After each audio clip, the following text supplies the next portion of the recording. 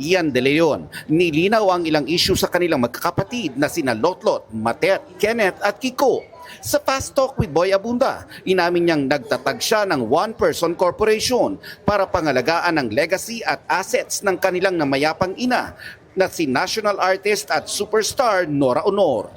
Nung 40th day, we were gathered together sa Bulwagan sa Libingan ng Bayani. And Meaning you siblings? Yeah. I think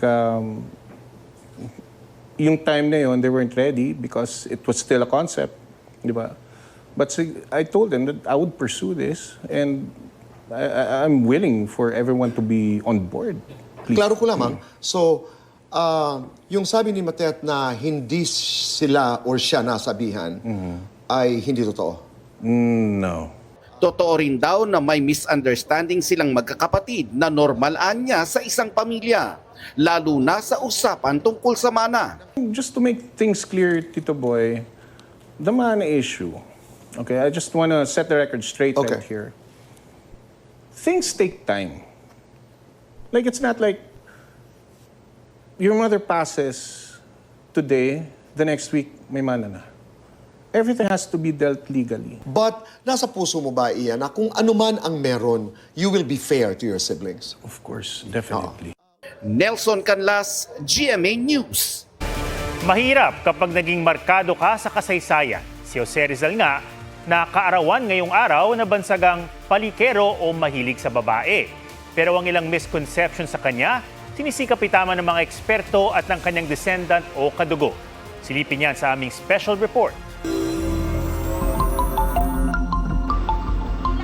Kung buhay ngayon si Jose Rizal, malamang BFF nyo si J. Riz. At posible ring makarelate kayo sa mga heart-to-heart na usapan. Pero ang kanyang reputasyon sa kasaysayan bilang pabling o lapitin ng chicks, may basihan nga ba? A lot of the names that we were required to memorize in school were not his girlfriends, but simply girls who he met, who he spoke to, and who he was very nice to. Galing yan mismo sa Gen Z writer from Alabang na si Maxine Cruz, na 6th generation descendant ni Rizal mula sa babaeng kapatid ng ating bayani na si Maria. If he were alive today, he would say he had a lot of situationships, talking stages, or girls he simply crossed paths with. Pero no cap, sabi ni Maxine, pagdating sa pag-ibig, stick to one daw ang kanyang lolo Pepe kung babasahin ang liham niya sa kapatid na si Soledad.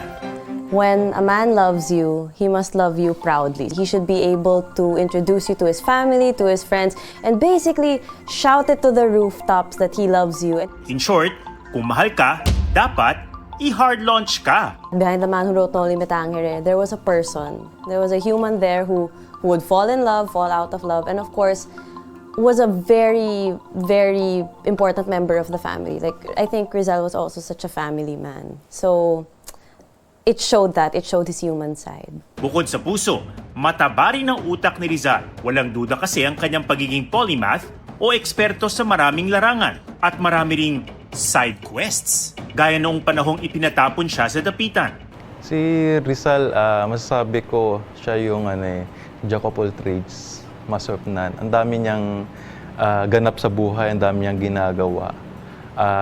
Laging devoted yung sarili niya sa arts, sa sciences, at sa ibang bagay na kapakipakinabang, hindi lang para sa kanya, pati sa kapwa niya.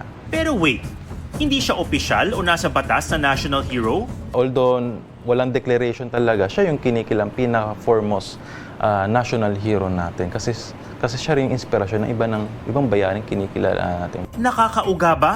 Ito pa, ang kasabihang ang kabataan ng pag-asa ng bayan na hinango sa kanyang tulang a la Juventud Filipina o to the Filipino youth. Hindi raw ito ang eksakto niyang sinabi. Itong quote na to ay masasabi nating na shortcut o na simplify yung mismong o actual na sinabi niya. Magandang sabihin na yun yung mensahe nung kanyang sinulat, pero hindi yun yung actual niyang sinabi. Mahaba pa yun. Si J. Riz o Lolo Pepe hindi ligtas sa mga misconception sa kasaysayan. Kaya sa mga kadugo niya at iba pang naging dalubhasa sa pag-aaral sa kanyang buhay at gawa, malaking responsibilidad na panatilihing tama ang mga impormasyon tungkol sa kanya, mapa Gen Z man o anumang henerasyon. there's that need to make sure that what comes out about him is correct, is accurate, and honors his legacy because, of course, they can't speak for themselves today, but we can.